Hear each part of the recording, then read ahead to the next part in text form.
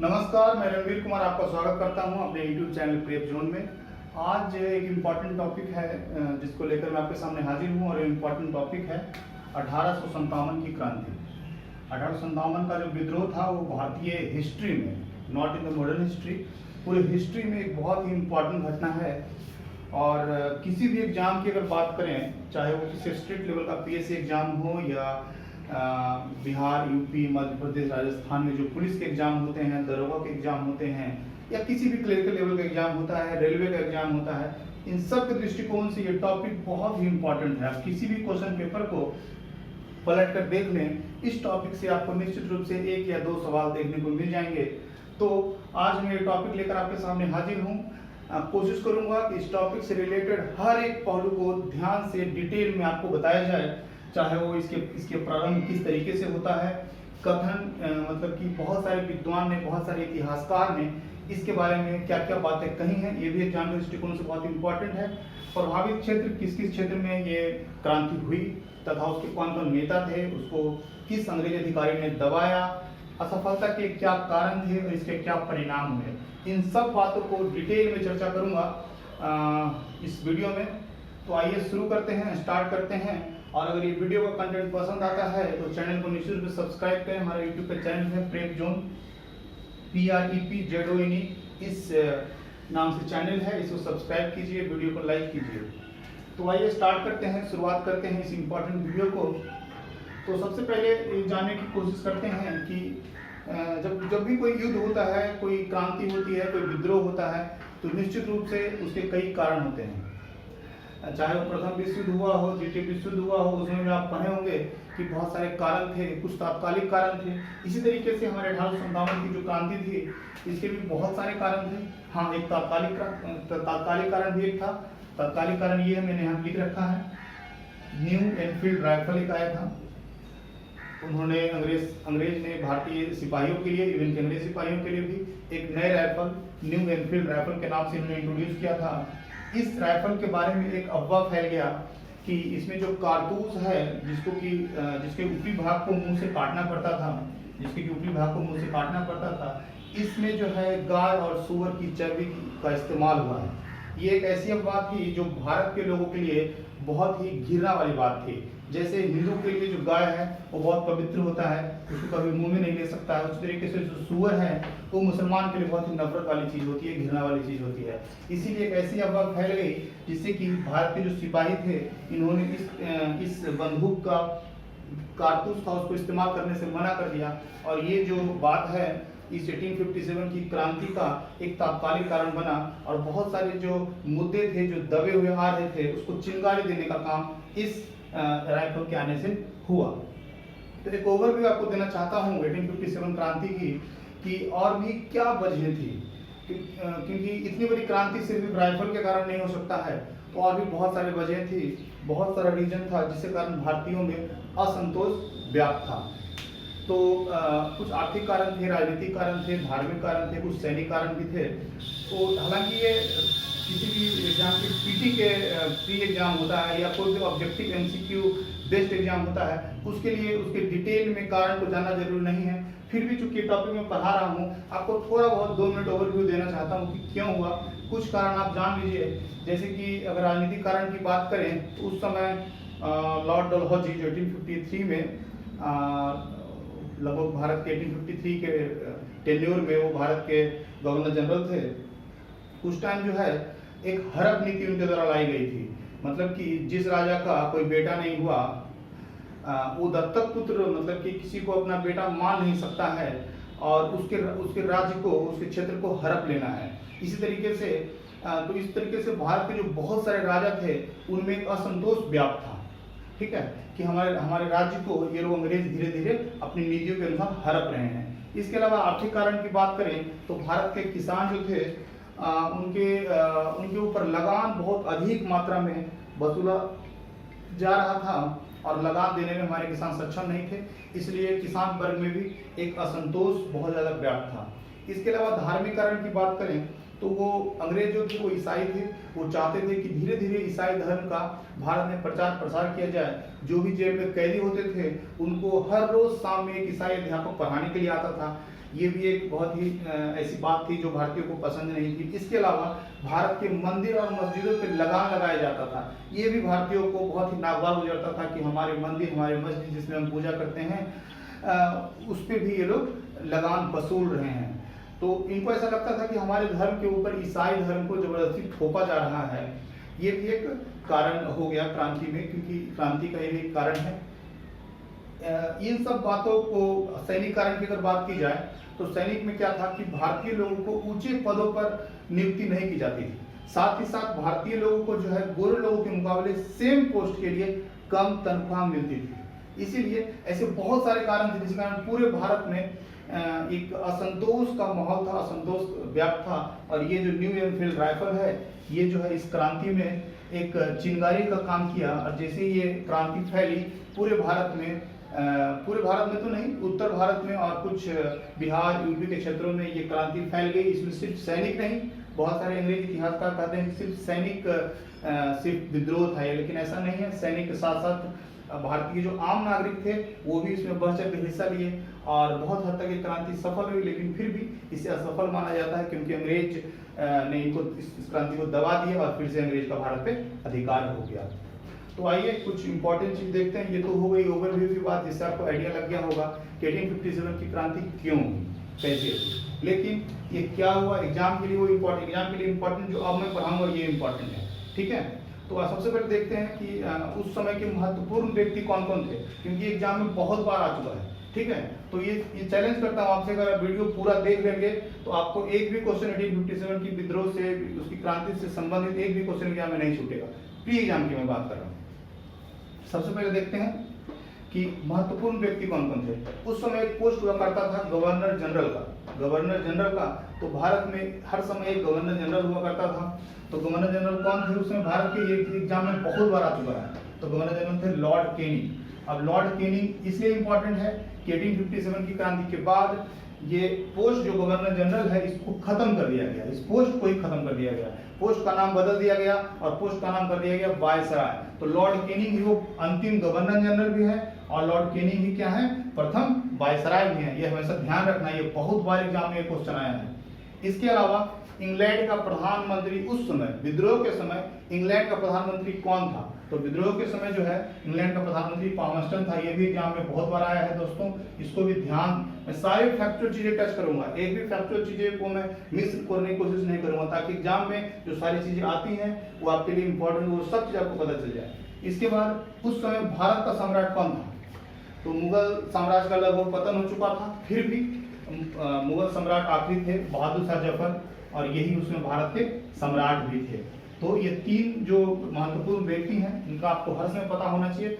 बहादुर शाह जफर तो आप लोग ऐसे भी पढ़े होंगे कहीं ना कहीं, लेकिन ये जो पामस्टन है और लॉर्ड कैनिंग है ये आपको पढ़ना बहुत ही जरूरी है, ये बहुत ही इंपॉर्टेंट चीज है, ठीक है। इसके बाद देखते हैं कि विद्रोह कब शुरू हुआ, कैसे शुरू हुआ, किस तिथि को शुरू हुआ, कहाँ से शुरू हुआ, ये बहुत ही इंपॉर्टेंट है एग्जाम के लिहाज से। इसीलिए ओवरव्यू तो मैंने आपको दे दिया है, अब बस मैं आपको फैक्चुअल चीज सारी बताते चला जाता हूँ, एक तरफ से आप पढ़ें। सबसे पहले क्या हुआ, जब भी 1857 की क्रांति की बात आएगी सबसे पहले मंगल पांडे का नाम आएगा। मंगल पांडे एक सिपाही थे जिन्होंने पहली बार बैरकपुर जो वेस्ट बंगाल में पड़ता है उसके 34th रेजिमेंट में के एक सिपाही मंगल पांडे थे।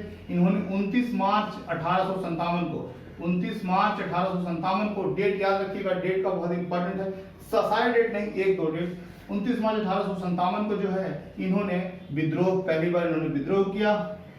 और इन्होंने विद्रोह में क्या किया, इनके दो अंग्रेज अधिकारी थे, एक लेफ्टिनेंट बाग जिसकी इन्होंने हत्या कर दी, और साथ ही साथ एक और अंग्रेज मेजर सार्जेंट ह्यूरिसन, एक और अंग्रेज अधिकारी थे मेजर सार्जेंट ह्यूरिसन, इसको इन्होंने गोली मार दी। देखिए उस समय कि कितनी जल्दी फांसी दे दी जाती थी। आज भारत में फांसी देने के लिए आपको 3 साल 4 साल 5 साल 6 साल भी इंतजार करना पड़ जाता है, लेकिन 29 मार्च 1857 को मंगल पांडे ने क्रांति करी, विद्रोह किया और उनको 8 अप्रैल 1857 को फांसी दे दिया गया। इसके बाद बहुत सारे लोग सोचते हैं कि जिस दिन मंगल पांडे ने विद्रोह किया उसी दिन 1857 की क्रांति स्टार्ट हो गई, लेकिन ऐसा नहीं है। बहुत सारे लोगों को ये कंफ्यूजन रहता है। 1857 की क्रांति शुरू हुई है 10 मई 1857 को, और कहाँ से शुरू हुई है? मेरठ से शुरू हुई है, न कि बैरकपुर वेस्ट बंगाल से शुरू हुई है। तो 10 मई 1857 को ये डेट बहुत इंपॉर्टेंट है, इसी दिन 1857 की क्रांति शुरू हुई है। इस डेट को आप लोग बिल्कुल याद कर लीजिएगा। इस दिन मेरठ में तैनात पूरी सेना ने विद्रोह कर दिया। इस दिन मेरठ में तैनात पूरी सेना ने विद्रोह कर दिया। 11 मई को अगले दिन वो लोग जो है विद्रोही दिल्ली पहुंच गए। वो लोग विद्रोही क्या पहुंच गए? दिल्ली पहुंच गए, क्योंकि दिल्ली उस समय केंद्र में था। उसके बाद 12 मई को जो है 12 मई 1857 को अगले ही दिन उन्होंने दिल्ली पर अपना अधिकार कर लिया। दिल्ली को उन्होंने जीत लिया, दिल्ली पर अपना अधिकार कर लिया, और वहां पे मुगल सत्ता के जो अंतिम शासक थे बहादुर शाह जफर, इनको इन्होंने सम्राट घोषित कर दिया, ताकि एक केंद्र बना करके पूरे भारत के लोगों को आह्वान किया जाए कि आप लोग आइए, जुड़िए और अलग अलग जगह से विद्रोह कीजिए, ताकि विद्रोह को और सफल बनाया जा सके। तो बहादुर शाह जफर को इन्होंने अपना सम्राट घोषित किया और विद्रोह को की बिगुल बजा दी। अब देखते हैं कि नेतृत्वकर्ता कौन थे। स्टार्टिंग में तो ये बहादुर शाह जफर थे, इनके मुगल शहजादे थे। बाद में बरेली से एक बख्त खां आ गए, इनको नेता बना दिया गया दिल्ली का। तो ये तो बात हो गई इसके प्रारंभ की, और क्या तात्कालिक कारण थे, क्या इसका ओवरव्यू था, क्या और भी कारण थे। अब देखते हैं कि इसके प्रभावी क्षेत्र कौन कौन था, उसके जो नेता थे प्रभावी क्षेत्र के, वो किस जगह से कौन से नेता लीड कर रहे थे, उनका क्या हुआ, वो भाग गए या फिर वो अरेस्ट हुए, फांसी पड़ी, इन सारी चीजों को देखते हैं। और सबसे इंपॉर्टेंट चीज यही है, प्रभावी क्षेत्र तथा उसके नेता, क्योंकि एग्जाम में बार बार यही आता है कि लखनऊ से कौन से नेता लीड कर रहे थे, झांसी से कौन से लीड कर रहे थे, बिहार से कौन कर रहे थे, ये बहुत इंपॉर्टेंट है। तो ये हम लोग देखते हैं।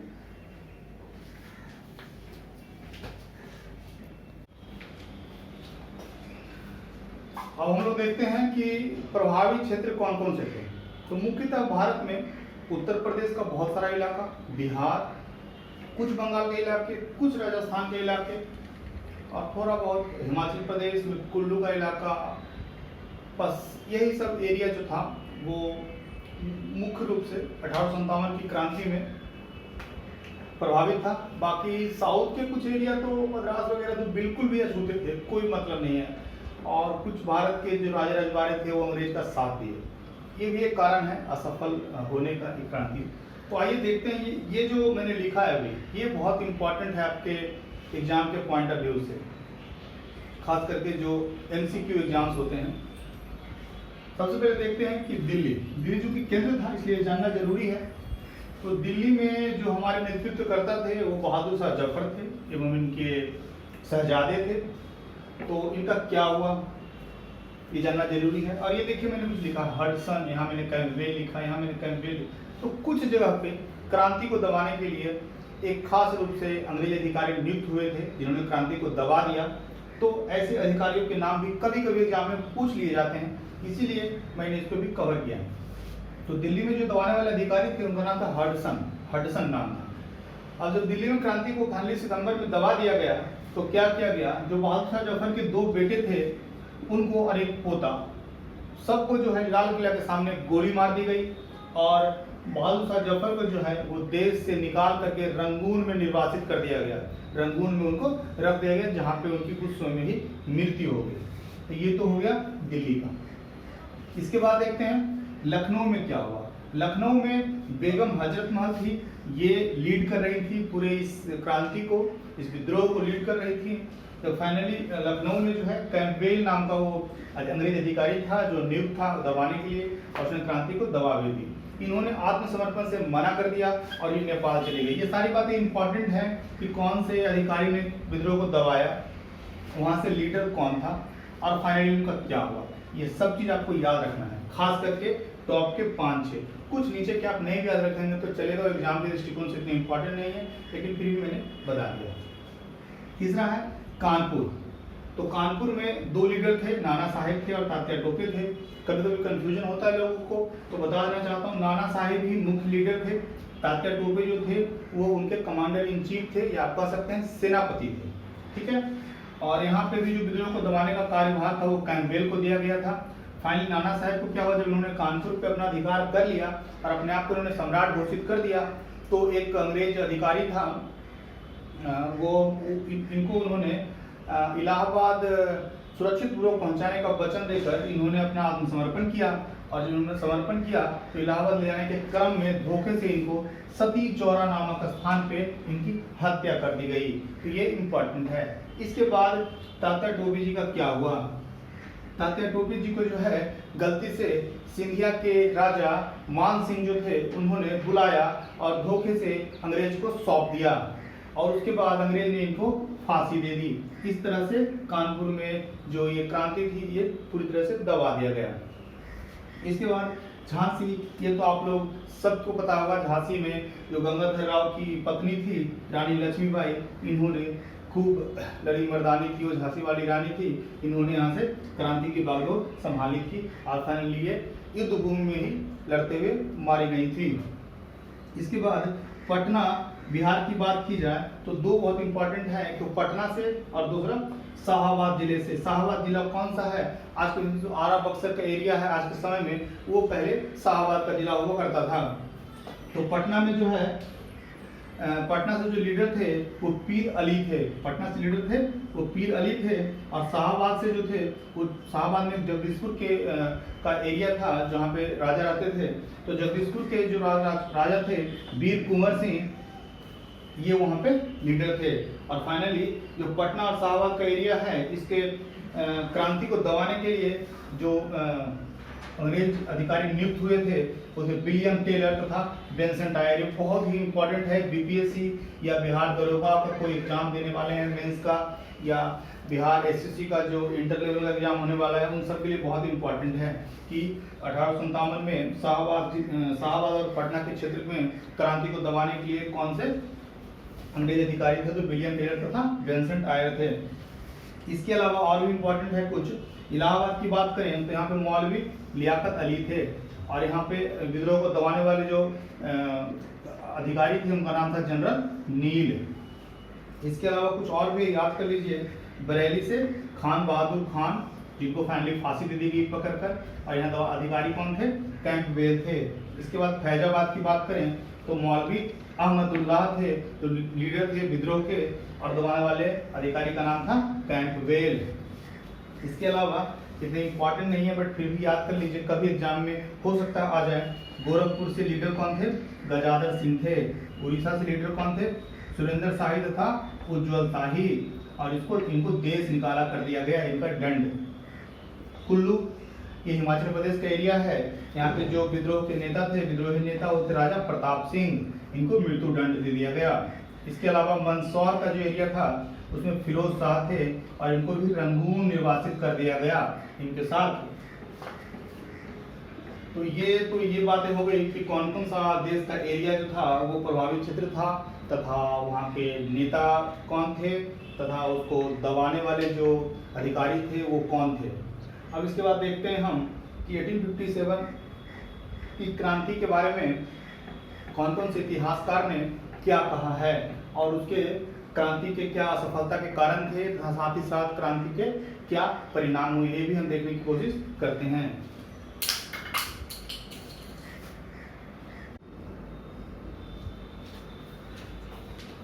आइए देखते हैं हम लोग कि 1857 की क्रांति के बारे में किस किस इतिहासकार ने क्या क्या कहा है, और एग्जाम के दृष्टिकोण से किस तरह से महत्वपूर्ण है।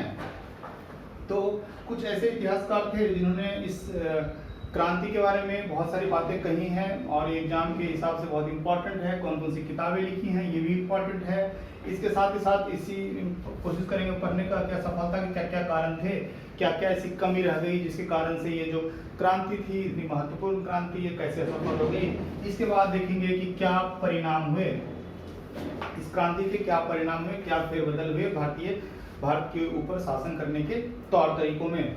सबसे पहले देखते हैं कथन कि कौन कौन से इतिहासकार ने क्या कहा है। सबसे पहले वीर दामोदर सावरकर के बारे में देखते हैं, जिन्होंने पहली बार इस क्रांति को प्रथम स्वतंत्रता संग्राम कहा है। इन्होंने एक बुक लिखी the Indian war of independence. इन्होंने क्या बुक लिखी? Indian war of independence. ये बुक का नाम भी आपको याद करना है कि ये बुक किसने लिखी है, ये भी एग्जाम के दृष्टिकोण से बहुत इंपॉर्टेंट है। इन्होंने इस अपने बुक में कहा कि यह जो थी सुनियोजित स्वतंत्रता संग्राम था, इन्होंने पहली बार ये कहा था। इसके बाद देखते हैं एक और इतिहासकार है S N Sen. S N Sen, उन्होंने अपनी बुक कौन सी लिखी है? 1857 में इन्होंने कहा है कि यद्यपि इसे राष्ट्रीय स्वतंत्रता संग्राम नहीं कहा जा सकता, परंतु इसे सिर्फ सैनिक विद्रोह की संज्ञा देना भी गलत होगा। बहुत सारे अंग्रेज इतिहासकार इसे सिर्फ सैनिक विद्रोह ही मान रहे थे। उसी पे इनकी टिप्पणी थी, यद्यपि इसे राष्ट्रीय स्वतंत्रता संग्राम नहीं कहा जा सकता, परंतु इसे सिर्फ सैनिक विद्रोह की संज्ञा देना भी गलत होगा। ये भी एग्जाम के लिए इंपॉर्टेंट है। इसके बाद एक मोस्ट इंपॉर्टेंट चीज बताता हूँ आपको, आरसी मजूमदार के बारे में। इनको भारतीय जो भारत आज़ाद हो गया उसके बाद इनको जो है 1857 की क्रांति के बारे में एक बुक लिखने के लिए कहा गया, लेकिन इनकी सरकार से किसी बात को लेकर कुछ मतभेद हो गए, तो इन्होंने खुद ही अपनी बुक लिखी है। और बुक का नाम क्या है? The sepoy mutiny and the rebellion of 1857। ये बहुत इंपॉर्टेंट है एग्जाम के लिए, ये बहुत बार एग्जाम में आ चुका है। बुक का नाम क्या है, दोबारा पढ़ देता हूँ, the sepoy mutiny and the rebellion of 1857। और इस बुक में एक सबसे इंपॉर्टेंट बात है, कथन है इनका जो कहा है, यह तथाकथित प्रथम स्वतंत्रता संग्राम न तो प्रथम, न ही राष्ट्रीय और न ही स्वतंत्रता संग्राम था। इन्होंने ऐसा कहा था। तो ये बहुत ही इंपॉर्टेंट है एग्जाम के लिए। इसके बाद देखते हैं टी.आर. होम्स हैं, ये अंग्रेज के इतिहासकार हैं, इन्होंने इसे क्या कहा है। अब देखिए, ये सोच को दर्शाता है कि भारतीयों के बारे में अंग्रेज की क्या सोच थी। इन्होंने क्या लिखा है कि इसे बर्बरता तथा सभ्यता के बीच युद्ध कहा है, मतलब कि भारतीयों को ये बर्बर कहते थे और अपने आप को सभ्य कहते थे। तब इन्होंने ऐसी बात कही है कि इसके बारे में, इस युद्ध के बारे में इन्होंने कहा है कि ये बर्बरता और सभ्यता के बीच का युद्ध था। इसके बाद अशोक मेहता, एक इंडियन इतिहासकार है, इन्होंने क्या कहा है अपने बुक में, द ग्रेट लिबरेशन का बुक का नाम है। बुक का नाम आपको याद रखना है, इन्होंने राष्ट्रीय विद्रोह की संज्ञा दी है इसे। इसके अलावा एक और अंग्रेज इतिहासकार हैं, L.E.R. री है। ऑब्वियस ये बात है, कोई अच्छी बात तो बोले नहीं होंगे, तो फिर भी देखते हैं इन्होंने क्या कहा था। L.E.R. री साहब ने कहा था, इसे धर्मांधों का ईसाइयों के विरुद्ध युद्ध का, मतलब हम लोगों को धर्म का अंधा कहा, हमें धर्मांध कहा, और उन्होंने कहा कि धर्मांधों का ईसाइयों के विरुद्ध एक युद्ध की संज्ञा दी। तो ये सारे इंपॉर्टेंट जो बातें हैं वो बुक के द्वारा या ऐसे ही कथन जो है वो बहुत सारे इतिहासकार के द्वारा कहा गया है। निश्चित रूप से आप लोग उसको याद रखिए, एग्जाम के लिए बहुत ही इंपॉर्टेंट है। इसके बाद देखते हैं कि क्या वो कारण थे जिसके कारण ये जो विद्रोह था, ये क्रांति थी, ये हमारी असफल हो गई। तो ऐसा था कि बहुत सारे देसी नरेश, उसमें भारत में बहुत सारे राजा हुआ करते थे, तो देसी नरेश और सामंत, ये दोनों लोग जो थे, बहुत सारे, सबकी बात नहीं करूँगा, बहुत सारे जो इन्होंने गद्दारी की थी, ये अंग्रेज की तरफ मिले हुए थे और भारत के लोगों को ही, हिंदुस्तान के वो लोग जो विद्रोह कर रहे थे उनको किसी तरीके से अंग्रेज से पकड़वाने की कोशिश कर रहे थे। जैसे कि आपको मैंने बताया था तात्या टोपे के बारे में, इनको जो है वो सिंधिया के जो थे मान सिंह, उन्होंने उनको चुपके से बुला के अंग्रेज को सौंप दिया और उसको उनको फांसी दे दी गई। इसी तरीके से योग्य नेतृत्व का अभाव था, उस समय जो था कोई ऐसा संचार का माध्यम भी नहीं था, इसलिए योग्य नेतृत्व नहीं हो पाया। जिस तरीके से पूरे क्रांति को मैनेज किया जाए उस हिसाब से हो नहीं पाया, इसलिए भी असफल हो गया। संगठन का अभाव था, कोई एक संगठित तरीके से युद्ध नहीं लड़ रहे थे, जो जहाँ है अपने अपने तरीके से युद्ध लड़ रहे हैं, इसीलिए भी असफल हुआ। निश्चित उद्देश्य का अभाव था, बहुत सारे सैनिक किसी और उद्देश्य के लिए लड़ रहे थे कि हम लोग को ये कारतूस यूज करना पड़ रहा है। बहुत सारे लोग इसलिए युद्ध कर, उनको पता नहीं था कि हम बिल्कुल अंग्रेजों को भगाना चाह रहे हैं यहाँ से, कोई सिर्फ अपने क्षेत्र को बचाने के लिए युद्ध लड़ रहे थे, इसीलिए निश्चित उद्देश्य का अभाव था। और सीमित संसाधन था, भारतीय जो कि गरीब थे, इसलिए इनके पास इतना संसाधन, इतनी मात्रा में गोला बारूद हथियार नहीं था कि ये अंग्रेज का मुकाबला कर सकते थे। तो ऐसी कई सारी वजहें थी जिसकी वजह से ये जो युद्ध 1857 की क्रांति थी ये असफल हो गई। लेकिन फिर भी इस क्रांति के बहुत दूरगामी प्रभाव हुए, और देखिए कुछ तात्कालिक प्रभाव क्या क्या हुए, क्या क्या चेंज किया गया भारत के ऊपर शासन करने की तौर तरीकों में, ये सब देखते हैं। 1857 से पहले कंपनी के हाथ में सत्ता थी, वो अपने तरीके से भारत के शासन के बागडोर को संभाल रही थी। लेकिन जैसे ही ये क्रांति हुई उसके बाद वहाँ की जो महारानी थी उन्होंने एक घोषणा पत्र बनाया और अपने हिसाब से उन्होंने शासन करना स्टार्ट किया। तो देखिए क्या हुआ, क्या क्या घटनाएं छोटी छोटी घटी आपको बताता हूँ। 1 नवंबर 1858 का दिन है, ये डेट याद रखिएगा। इस दिन इलाहाबाद के मिंटो पार्क में जो लॉर्ड कैनिंग थे, इन्होंने महारानी का घोषणा पत्र पढ़ा। उस घोषणा पत्र के द्वारा क्या क्या हुआ अंदर वो देखिए। घोषणा पत्र में क्या हुआ कि शासन का बागडोर कंपनी के हाथों से छीन गया। शासन का बागडोर क्या हुआ, कंपनी के हाथों से छीन गया और छीन करके कहाँ चला गया, क्राउन के हाथों में चला गया। सीधे जो है वो महारानी के हाथों में चला गया, वो खुद ही शासन करने लग गई। उसके बाद हड़प नीति का त्याग किया गया। हड़प नीति क्या था, आपको बताया था, लॉर्ड डलहौजी हड़प नीति लाने वाले थे। उन्होंने क्या किया था कि जिस किसी भी राजा का या देसी नरेश का बेटा नहीं होगा उसके राज्य को अंग्रेज शासन में मिला लिया जाएगा। वो दत्तक पुत्र, दत्तक पुत्र मतलब कि भाई या बहन या अपने नाती या बेटी, किसी को भी अपने राज्य का उत्तराधिकारी बना सकता है। उस सिस्टम को हड़प नीति के द्वारा खत्म कर दिया गया था, वो दोबारा से स्टार्ट किया गया और हड़प नीति का त्याग कर दिया गया। इसके अलावा और क्या क्या चीजें हुई, सैनिक अनुपात जो 5 इंडियन सैनिक पे 1 अंग्रेज सैनिक थे उसको कम किया गया और 2:1 कर दिया गया, ताकि जब कभी कभी क्रांति का ऐसा समय आए, सैनिक क्रांति का, तो हमारे पास बहुत मात्रा में अंग्रेज गोरे सैनिक रहे उसको दबाने के लिए। इसके अलावा एक और चीज जो मैंने स्टार्टिंग में बता दिया था कि गवर्नर जनरल का जो पोस्ट का नाम है वो वायसराय कहा जाने लगा। गवर्नर जनरल को क्या कहा जाने लगा, वायसराय कहा जाने लगा। तो इस तरीके से जो लॉर्ड कैनिंग है, लॉर्ड कैनिंग ये अंतिम गवर्नर जनरल भी हो गए हमारे और प्रथम वायसराय भी हो गई। कितने बार एग्जाम है इसकी गिनती नहीं है, बहुत बार एग्जाम में आ चुका है। तो ये सारी चीजें इंपॉर्टेंट मैंने आपको बताया है। और अगर कुछ छूट जाए या आपको लगे कि कुछ वीडियो को बनाने के तरीके में या किसी भी चीज़ में और सुधार की जरूरत है तो निश्चित रूप से आप नीचे कमेंट करके बताएं, हम कोशिश करेंगे उसको और सुधारने की। बाकी हमारे चैनल का नाम है वो है प्रेप जोन, PREPZONE। अगर वीडियो पसंद आता है तो इसको लाइक कीजिए, क्योंकि मैं मॉडर्न हिस्ट्री से लेके हर सब्जेक्ट जो है वो बिल्कुल मुफ्त में और बिल्कुल इसी तरीके से पढ़ाने जा रहा हूँ और कोशिश करूँगा कि डेली मैं एक वीडियो अपलोड कर दूँ। मॉडर्न हिस्ट्री से स्टार्ट किया हूँ, पूरे मॉडर्न हिस्ट्री के कुछ चैप्टर्स पढ़ाऊँगा, फिर मैं भारतीय राज्य व्यवस्था पढ़ाऊँगा, फिर और भी सब्जेक्ट धीरे धीरे पढ़ाऊँगा। ठीक है, तो अगर वीडियो पसंद आता है, इसका कंटेंट पसंद आता है, चैनल को सब्सक्राइब कीजिए, वीडियो को लाइक कीजिए और जितनी ज़्यादा हो सके शेयर कीजिए। Thank you so much for watching this video.